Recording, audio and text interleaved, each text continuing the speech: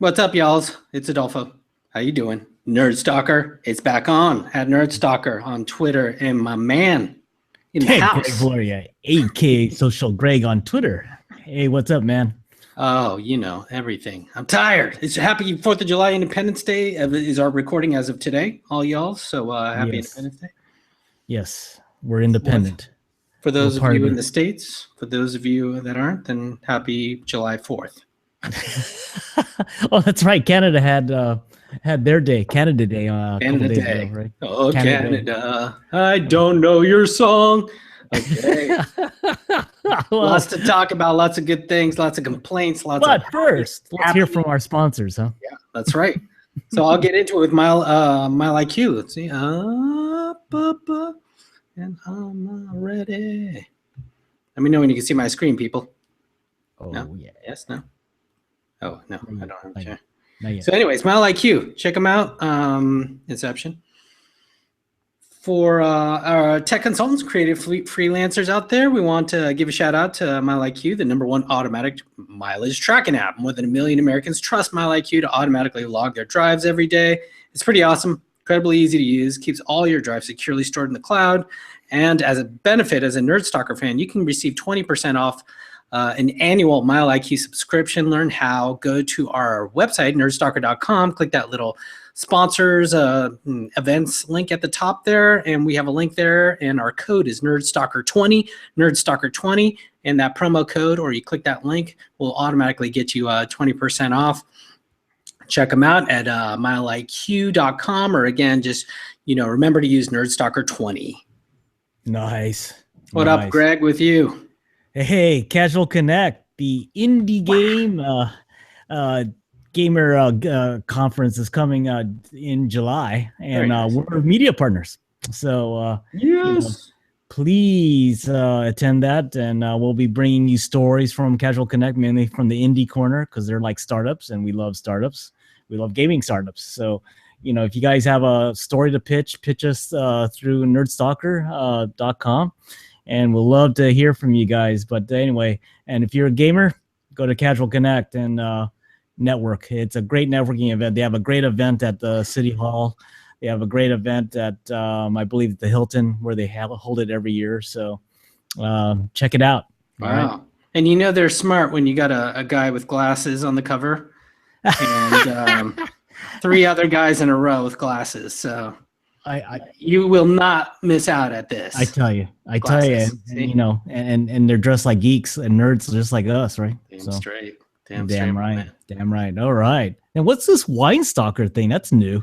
Wine Stalker. Let's see. So for all you wine drinker enthusiasts out there, I am doing another podcast with sommelier extraordinaire Chris Sawyer. Let's see. Yeah, we're sharing it. Here we are. SawyerSomm.com. That's at SawyerSomm.com. A sommelier is basically an expert in the wine field, right? And I just happen to know a super famous and amazing top-notch sommelier. This guy is like a sommelier to the Lasseter family, which is, they're the creators of a lot of the Pixar great movies, and to a lot of the stars, quite frankly. And so we've just started our first episode. Check it out. You can go to Sawyer Somm, it's listed there. We'll have the YouTube link up too. And nice. And the podcast for iTunes and all that whole thing too. So, part of the whole Nerd Stalker media family. Nice. Check them out. SawyerSomm.com. Thank you so much. Thank you so much. Appreciate it. Yeah, Appreciate it. It's good.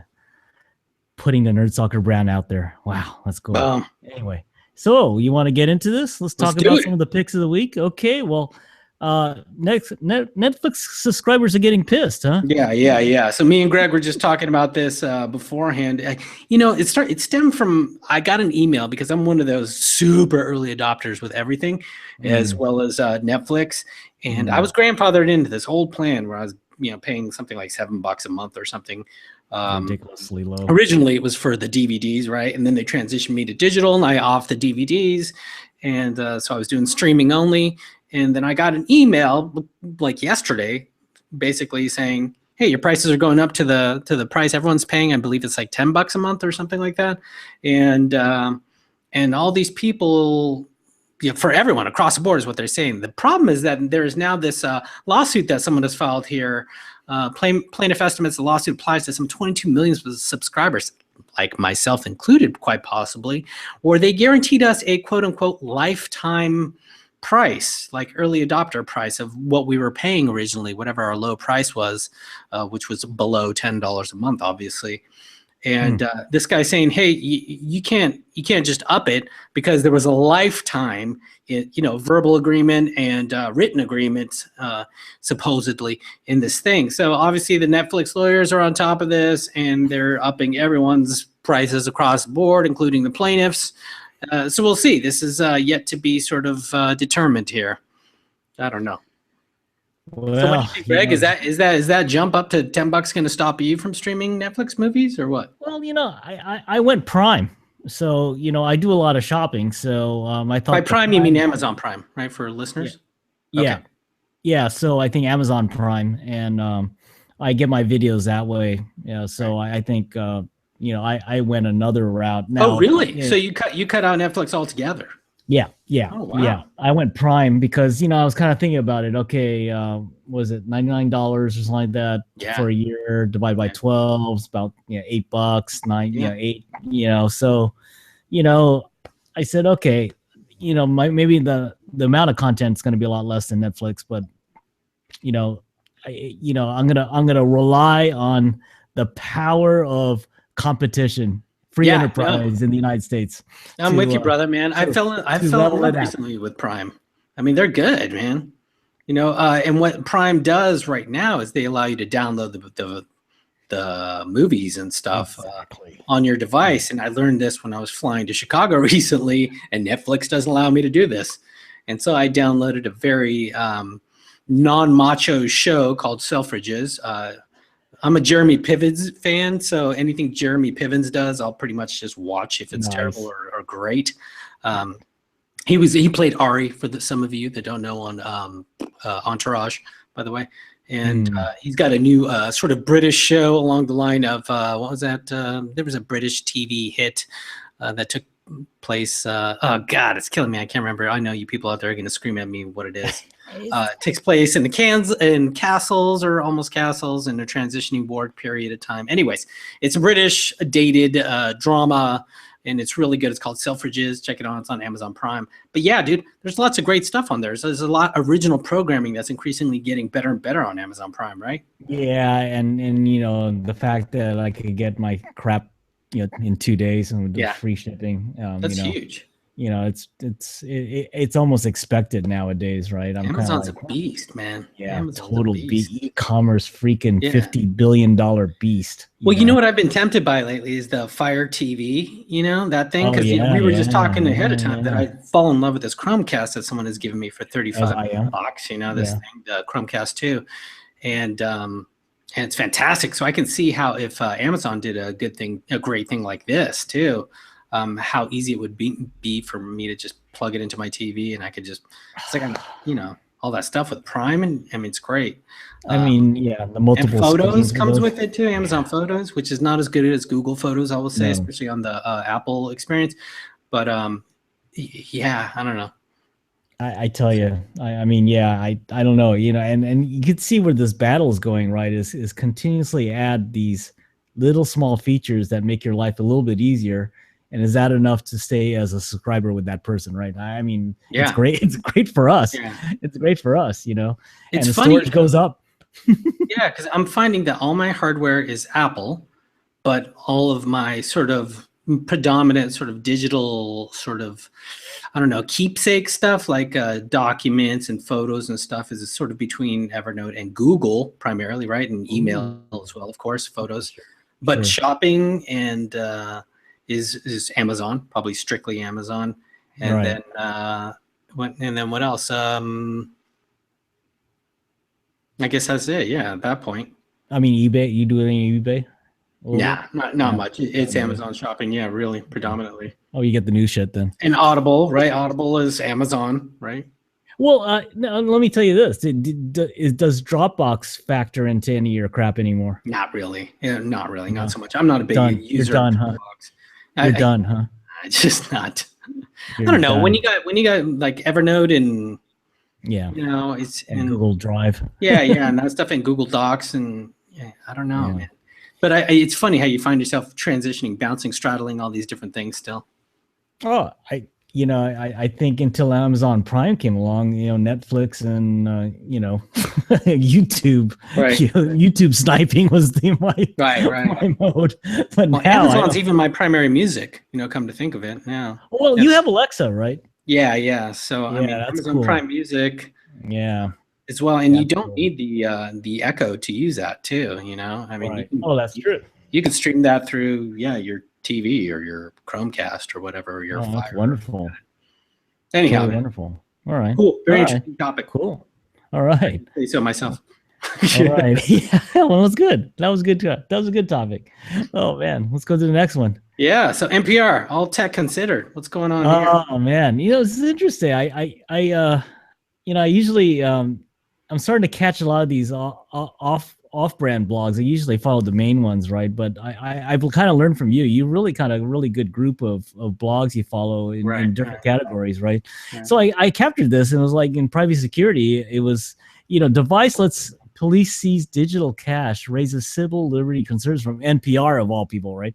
Hmm. But anyway, it's like that little cash, that little terminal at the store that you run Yeah. your credit card, right? Picture of that. Well, Yeah. it turns out that officers now can instantly seize funds loaded on prepaid cards. Now, why is that kind of important on the criminal side? Well, Hmm. what's happening now is what the criminals are doing, according to the article, is taking these bags of cash that they're generating from illicit and illegal means and Right. loading that whole amount onto a card. So they just carry the card around now, not all this freaking cash. Wow.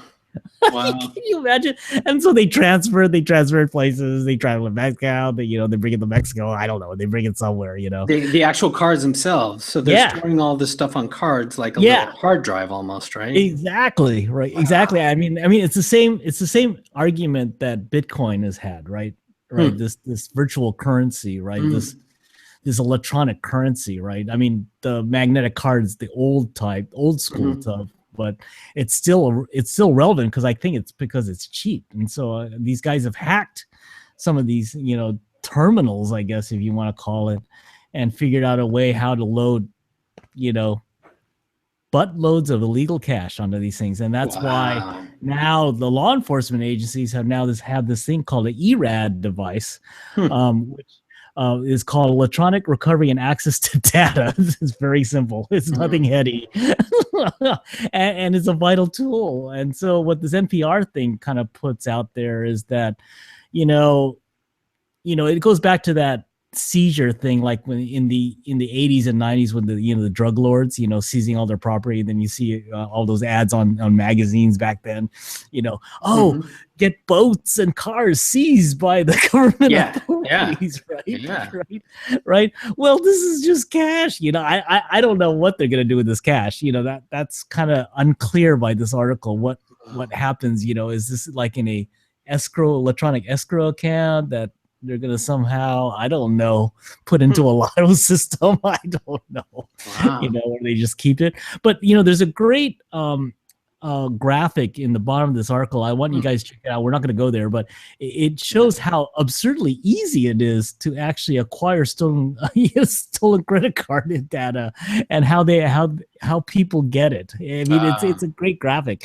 You guys should check it out. But is it the video where it says ERAD prepaid card reader in 100 seconds? Exactly. Okay, gotcha. I mean, check that video, and then there's a graphic above it, and popular medium for scamming and money laundering. I mean, the example I gave you earlier is money laundering, right? But scamming is high as well. So anyway, check it out. But it's interesting. I think what the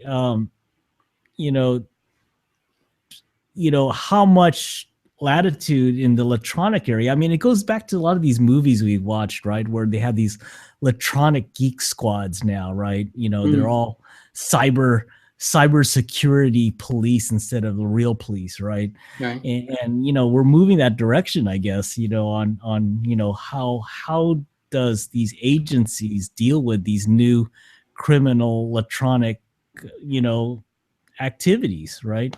Mhm. I don't know. I mean, I think it's scary because I don't think these police departments are equipped for any of this, unless you're a fairly big department. But even then, I mean, they can't even get to a crime scene. Wow. Right? So, but Crazy. anyway, yeah, I think, whenever it was saying here, managing attorney for the Institute of Justice, a libertarian public interest law firm, kind of understand that, explains that a civil asset forfeiture occurs whenever police seizes cash or property and they pursue a court action against it. So, it demands that the owner of the property prove their own innocence. So those who can't afford to engage in the court lose their property. That's the deal here. Yeah. So basically that's how they get these boats and everything else, right? The people can't engage with the court, and so basically the seized property becomes property of the court, right? Yes. So of the state. So anyway, Department of Justice. The feds.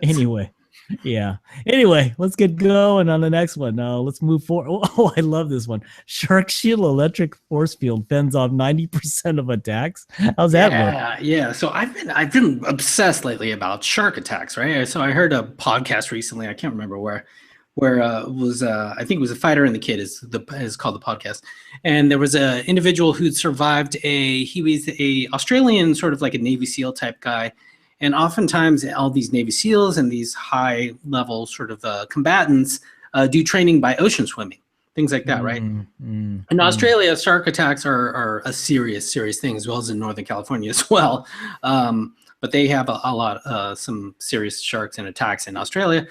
He was going out for training, and he was basically one of his arms and a leg or something were basically bitten off. And since he's been obsessed with sharks, he survived the thing, has a really great attitude about the whole thing. He's a motivational speaker, and he swam with sharks since and does this stuff. But it got me onto the whole, what is the technology with shark defense from sharks, if you will, as of late. Yeah. And I sort of fell into it here. And one of the things I will show here is from Gizmodo. And this is something I've been hearing about for a while. And can you see my screen by any chance? Okay, good.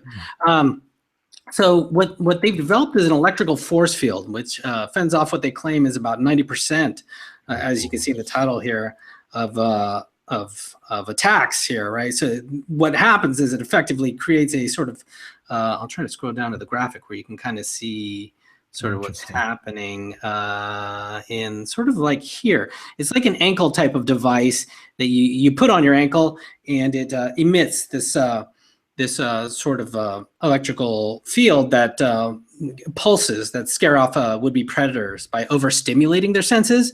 So what they found is that that it deters attacks 90% of the time, is what they're claiming. So it's a low frequency electrical field from the ankle bracelet, right? That you could put on. So this could be for scuba divers or surfers or on a surfboard or something like that. So what it does is it causes sharks within a few meters to experience muscle spasms, severe discomfort, and a sudden urge to get the hell out of there, basically, right?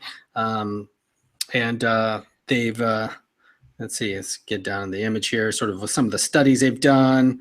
And you can see it's just really interesting. So what they claim is that although the effectiveness of the shark shield likely varies between species, the fact that white sharks are implicated in the majority of fatal incidents globally suggests that a deterrent that effectively deters that particular species should be an important safety consideration for ocean users. Right? Yeah. And so the questions have emerged, though, whether the shark shield device can actually attract sharks rather than repel them. Because in 2008, an inquest into the death of a surfer heard that a female great white actually bit into the device. But across their comprehensive study, the researchers have found that no evidence the shark shield has this effect, but warned that this does not mean similar devices will be equally successful. So it's still sort of determined, the out there whether this actually works or not. Another interesting sort of thing not this, is something I saw in a TED Talk, and it's simply by color. So what you see here is a suit that's sort of like a striped suit, a wetsuit, and a surfboard. And what this does is it throws off the vision of the I love it. of the shark right upon I love attack, it. and they just don't like it, and Mesmerizes them. they go away. So what they've studied is like they have a different one too for like scuba divers, which is a more sort of like greenish one type of thing, green bluish one, for to sort of mimic deep underwater type of look and feel. This one's really neat because it's on top for surfers, and they've shown pretty significant success with this type of thing. So I would encourage all of you to watch the TED Talk regarding this. It's you can see here. It's called for those of you listening. It's called a shark deterrent wetsuit. Just Google that and TED, and I'm sure the article will come up. But just fascinating new technology and research in the field of sort of shark defense against sharks, if you will. Well, the wetsuit thing was always kind of like, they always claim that you look like a freaking seal, right? In the standard wetsuits right? that you're in, right? So, I guess if you change it to look like a zebra in the water. yeah. It's somehow this is like a biomimicry type of thing. Yeah, color, which is fantastic. And the electric field itself is obviously, it's our technology that we're just like. That's so funny. It's like it's force like, field. It's like speed for sharks, electronic speed for sharks. Force field. Yeah, exactly. Because they're all sketched out. Yeah.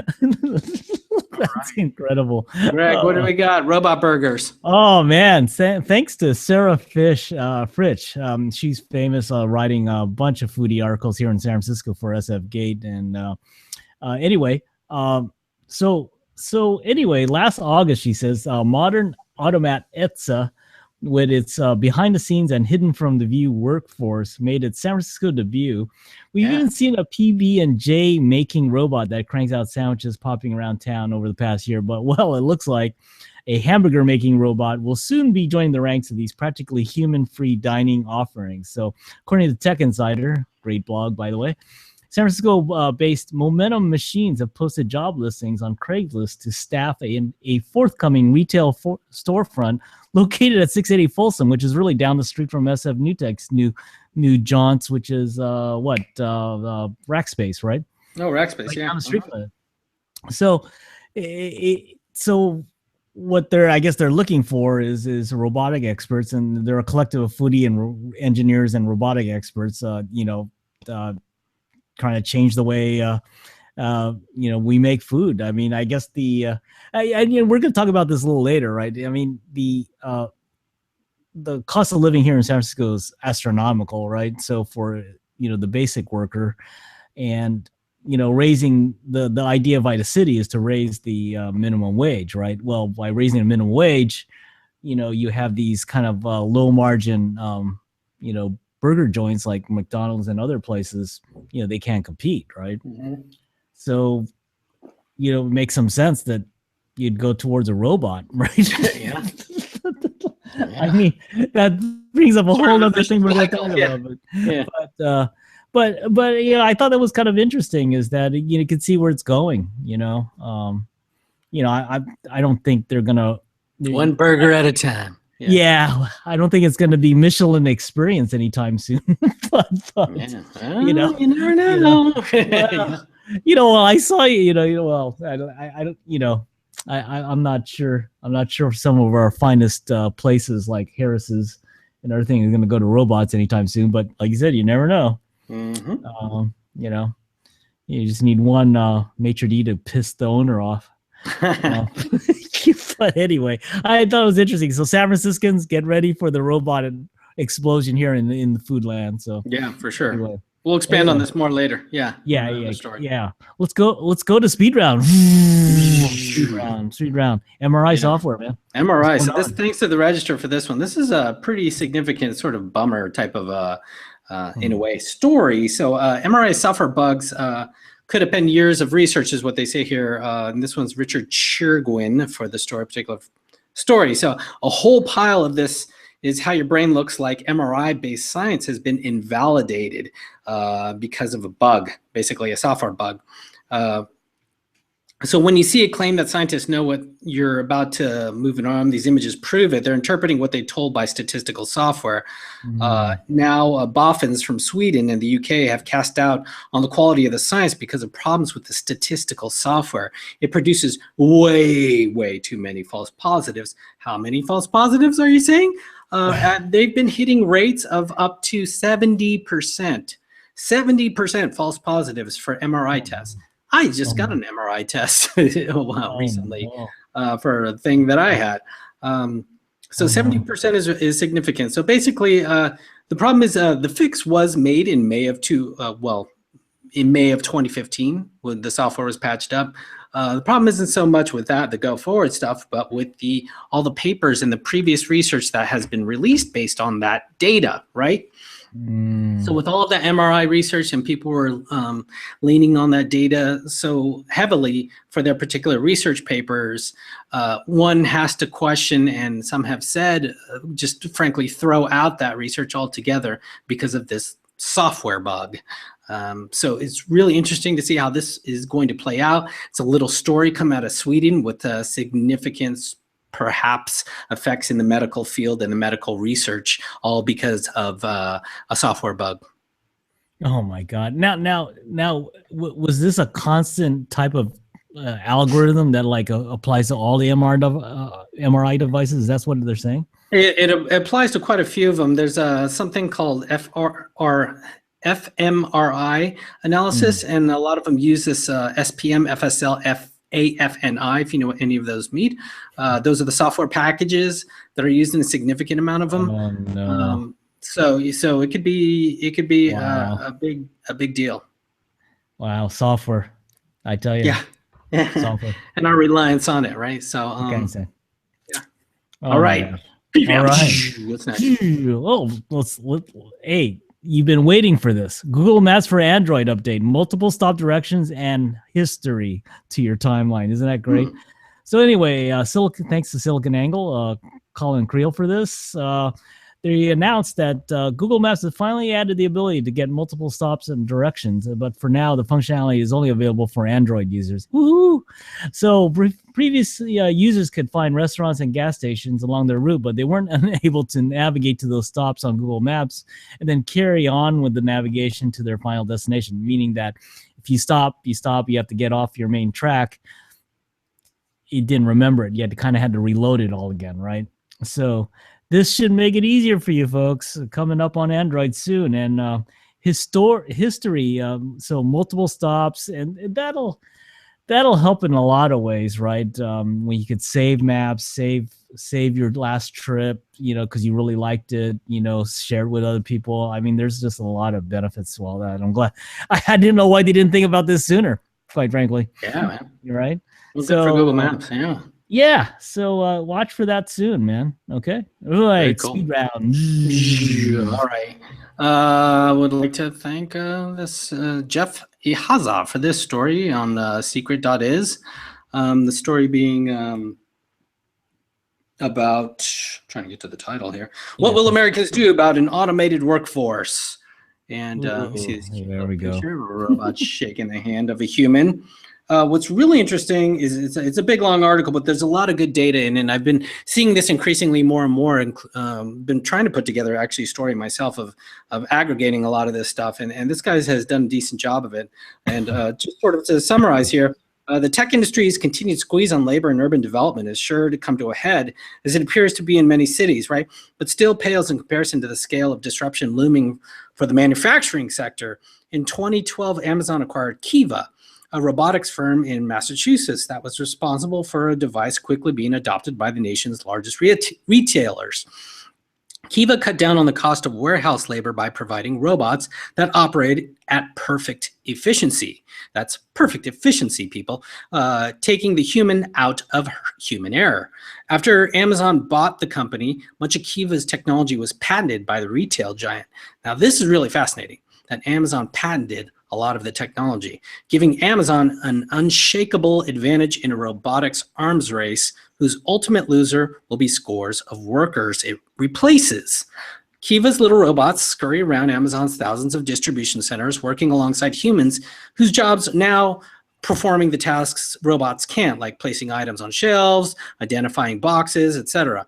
The nearly 30,000 Kiva bots estimated to operate across Amazon's warehouses glide around the meticulously organized stacks, identifying the locations of various products with the sensors on the bot's frame.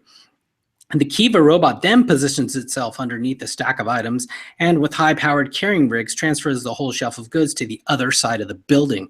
Dave Clark, the company's senior SVP of Worldwide Operations Customer Service, told Bloomberg that the bots reduced expenses by about 20%, saving roughly $22 million in expenses per warehouse. So we got to remember, people, this is early stages, right? We're early days, as sort of Greg alluded to about the burgers and this and that. Looking at people often say, oh, we don't have to worry about this anytime soon. But this is coming quickly. And with Moore's Law and the way that technology has been ramping up, and this being a dated story to some extent, because they're talking about sort of what's been happening in Amazon all the time, this is rapidly improving quickly, improving in quotes, right? So not only that, but Amazon's looking at other things to squeeze out more humans out of it. They're looking at things like the drones is what they've been talking about, so that they will be able to fly around and retrieve items from shelves, removing at least one essential duty of the warehouse's human staff. My God. There's nothing more than time standing in the way of thousands of jobs disappearing, is what the author says, permanently. What's more, the jobs left for humans who hope to survive by working with their hands grow more mindless and degrading by the day. So it's a general trend here, and we have to wonder, what's happening. There's this idea of a universal basic income, a guarantee to fix sum of money to every citizen. Workers whose jobs become, at no fault of their own, unattainable, could be offered basic level of dignity, is what they're saying. I often point out what's the point of currency if we're at that point, right? So Clinton, who she was fielded a question basically when asked what Clinton will do in the likely event that Uber replaces drivers with autonomous vehicles, which they've been projected to be, targeting to do for some time now. And I'm sure it's only a certain amount of time. She says, quote, "I certainly don't have all the answers, but we have to resolve these questions while embracing the promise and potential of these new technologies, and without stifling innovation or limiting the ability of working moms and veterans and young people to get ahead." So it's kind of a non-answer, right? And right. Trump's solution to the working class is very real concern that the specifics of their life is under a deep existential threat is to create a boogeyman out of the people who don't look like them, or worse, to political correctness. Not only has Trump provided no perspective on the issue of what to do for workers at their job increasingly automate, his campaign's sheer absurdity has made opening the floor for discourse on one of the most pressing, he claims unsolvable domestic issues in modern history impossible. Meanwhile, the really big challenge ahead just keeps rolling right towards us. Last month, Amazon CEO Jeff Bezos revealed that the company has been working on AI for the past 4 years and had more than 1,000 staffers devoted exclusively to the project. It's probably hard to overstate how big of an impact it's going to have on our society over the next 20 years, he said. That's the next 20 years, people. That's only 2 decades, super close. And all that time, you'll see a transition very quickly to what's happening. So this dialogue, this discussion of what used to be a silly thing is becoming more and more of a serious thing. I mean, looks what happened from the year 2000, Web 1.0 to right now, right? To now, it's almost 20 years, right? To now. Yeah. I mean, there's been some interesting developments across the board. One or two. I'm sure Greg and I will be highlighting more of these things as things, these stories are popping up like weeds, Greg. Yeah. Oh, absolutely. I tried to get a interview with a group based in Washington D.C. who's really kind of promoting a lot of this, They were pitching an article to us on the fallacies of AI, right? Yeah. And I wanted to get his take on this because I wanted, because there was a couple, even 60 Minutes ran a report, right? And I think about this shift going on, and they were asking this expert. So and because they were talking about autonomous vehicles, right, in AI.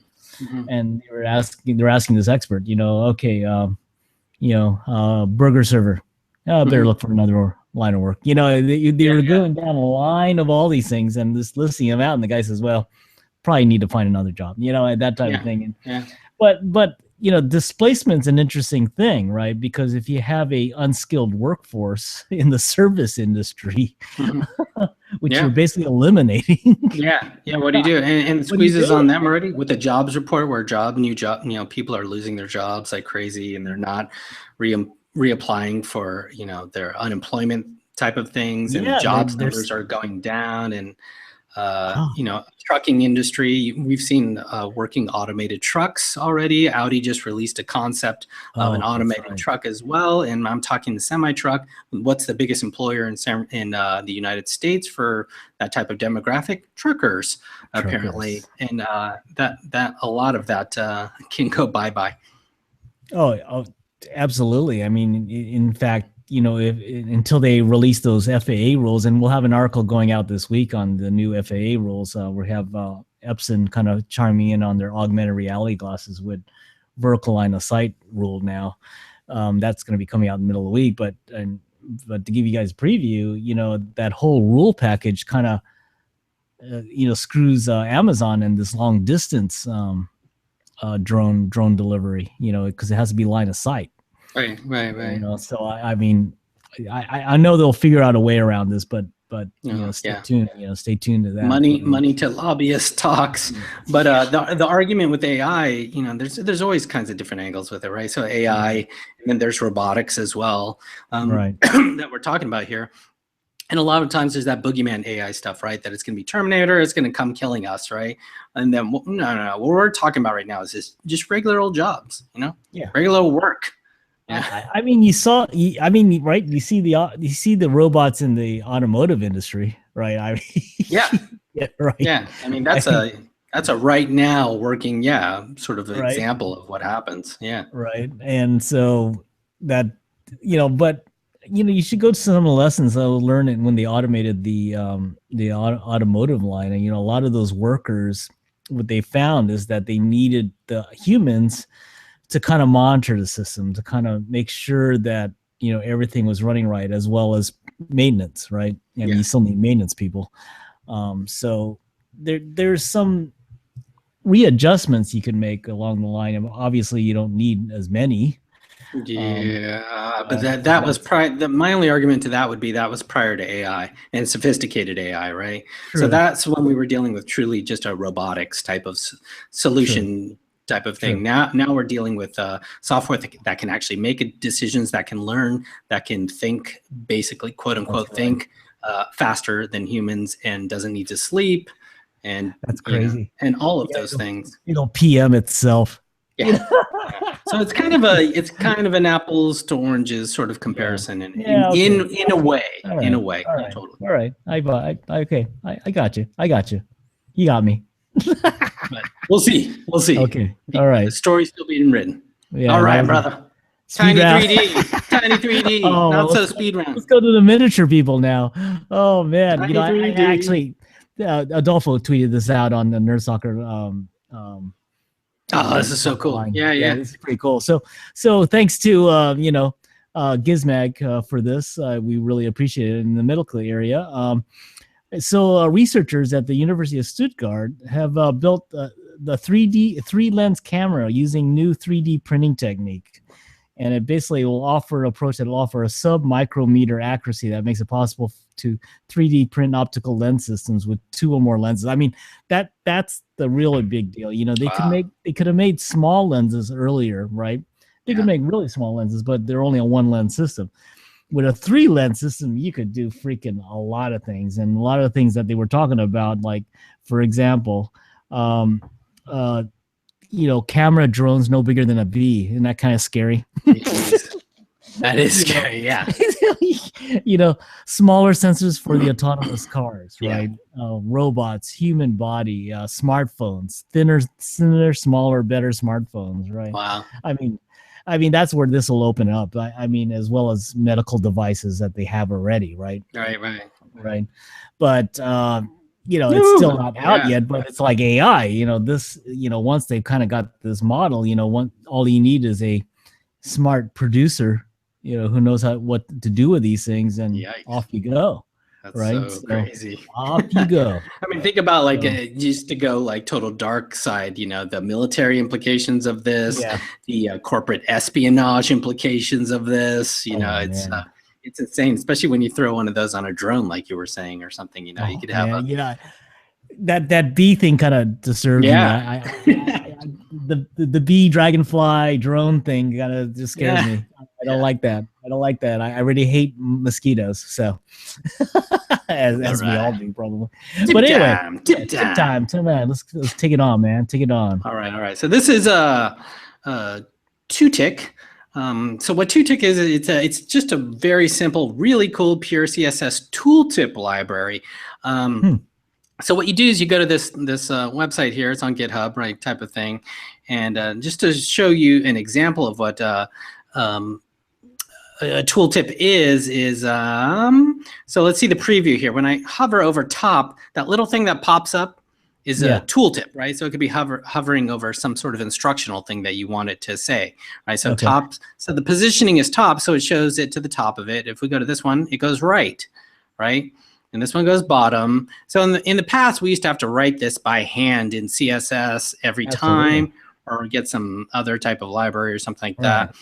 This is real nice because it does all these different, you'll see invert, success, info, Whoa. warning, Okay. danger, red, square, no arrow, multi-line, shadow, no fading, delayed.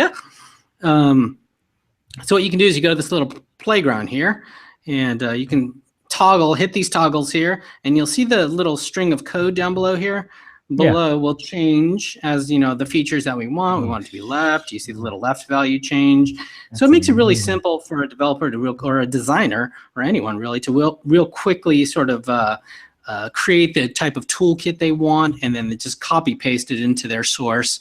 A really handy little tip there. Oh yeah, the preview button too there. Nice. Yeah. So you can preview that. Nice. So, very cool. Check them out. We'll have the link in the show notes, or just Google Tootik. That's TOOTIK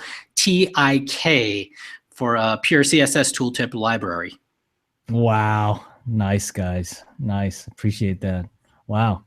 Well, anyway, coming back, let's go to the next tip. Coming back, well, is Maker Camp. We always support the Maker Fair, and Maker Camp's one of our buddies. So it comes next week. Believe it or not, it's 4th of July today, July 11th. So, a lot of this is online now, kids, but you can still find a affiliate, they call it, and you could find an actually physical place you could go to and build with your buddies there. So, and coming up soon in a few weeks is going to be, and it's sponsored by AT&T. So what's going to be, what's going to happen is that also AT&T is going to have this event at AT&T Park, and so there's going to be Maker Camp live there. Wow. And you guys could try to check out some of the things that makers can do, and you could get in there. I believe I forget how much it costs, $50 or something like that. Right. It's like a Maker Fair. You could go in and go check it out at AT&T Park. But AT&T being a big sponsor of that. That's awesome. This year, and they just added a host of bucks to this. So yeah, thanks to O'Reilly for making Maker happen. I'm seeing these Maker Camps increasingly sprout up more in the suburbs as well, in little areas where a lot of these little places are offering sort of little Maker mini camps and stuff for kids during the summertime. It's really encouraging to see that. Nice. No, it'll be great. So I think if you want to get your kids into STEM, science, technology, engineering, math, or STEAM, as they call it now, science, technology, engineering, arts, and math, hook them up there, man. That's right. Hook them up. They'll get motivated. All right, man. What's the last tip there? My tip, I got to get the link. Next tip. My tip is called musical chord progression arpeggiator or whatever. Arpeggiator. Oh my god. So what's really awesome, this is a web-based, musical chord progression arpeggiator. Forgive me if I'm not pronouncing that correctly. I'll try to put my headphone against the mic here. Maybe you can hear it. So you can set all these different things. You've probably maybe seen some of these before. This one is incredibly elaborate, as you can see here. I'll hit play. Can you hear that? No, barely. I hear some music though going on. I do. Okay. So I will just change the keys. Cool. Or arpeggio style, so you could go a little bit faster, go with DK. Oh, okay. Up and down. Nice. So it's awesome, right? I mean, it's real time. I'm doing this. I'm just making little clicks here of this stuff as it goes, and it just plays various different timings and all kinds of really neat stuff. It's pretty elaborate. You can loop things, and it's crazy. I've you're going to lose a lot of time playing with this thing like I did, and you will fall into the rabbit hole. It's super fun. So thanks to Jake Alba for creating this bad boy. Yes. Pretty damn incredible. We will have the link in the show notes, or Google musical chord progression arpeggiator on codepen.io. It is on there on Google, and yeah, so check it out. So that's a fun little tip there. Isn't that what the Martian and with Bugs Bunny used to say? Oh no, or is it a P-38 explosive space modulator? Sorry, I'm sorry. Sorry. That's right. I digress. But anyway, my last tip, is one simple change can increase your laptop's battery life by 50%. Now, don't get me wrong. I'm not going to have you guys change your settings, but I might have you change your web platform. So Microsoft Edge, a great sales tool, is saying that they could get 70% longer Holy cow. than a PC running Chrome, which everyone's running Chrome these days. Yeah. So, I and it begs the question, right? Because I think even Firefox has made I think was the leader in power saving on laptops, right? Wow, look at Opera though down there, respectable 6 hours and 18 minutes. Exactly. I tell you, Opera, Firefox, and now this Edge. So it looks like that's another battleground.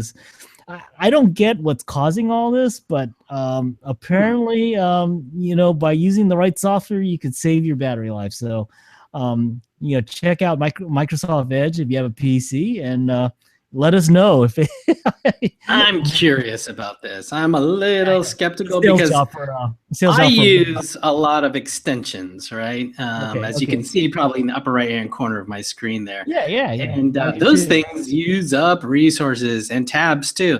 So I'm wondering if these browsers offer that type of, I'm sure they offer extensions, but I'm wondering if they have so many that are as available as Chrome, since Chrome is the market leader in this whole thing. But who knows, man? It's definitely worth playing with. I definitely have Firefox and Opera installed as well, and I really like them both. But I always seem to be coming back to Chrome because there's life under Google. Yeah. Yeah. Well, they make it so darn easy in the Google life, right? Integrating all their accessories with Gmail that it's almost hard to leave them, right? Yeah. But apparently, interesting though. If you're on the PC, give Edge a try. Yeah, I mean, it's not available for the Mac yet. Well, I'm thinking about this, Adolfo. Going back to these new Chromebooks that could run Android environment, right? The Chrome OS that could run Android, right? Right. That will open up some interesting things, right? Maybe, So, give it. Let's see what happens, right? Let's see what happens. Sure, so anyway, thanks for the show, man. Oh yeah. Thanks, everyone, for listening and watching. Thanks, Greg, for bringing up such great stuff. And kicking ass again, my friend. Oh, yeah. Well, anyway, if you like this video podcast that you're looking on YouTube here or other places, like us below or share us. And if you really like our channel, subscribe to us and by hitting the subscribe button below. And as a reminder, you can suggest some stories for us by hooking us up on either Twitter or Facebook, or emailing us Adolfo at nerdsaga.com, right? That's right. And socialgreg at nerdsaga.com. You can email us directly. And if you're on iTunes audio and video, rate us. And thanks for joining us, everyone. Yeah. I'm Greg Vlory, aka Social Greg on Twitter, and you are? And I am Adolfo Fronda at Nerdstalker at @afronda on Twitter and Snapchat. Look for me there too as well. Oh, yeah, that's right. And the Facebooks, and the whole thing. We're all over the place. Yeah, where we believe in tech, startups, design, and you. Thank you. All right. Thanks, everyone. Take care. All right, man. Take care.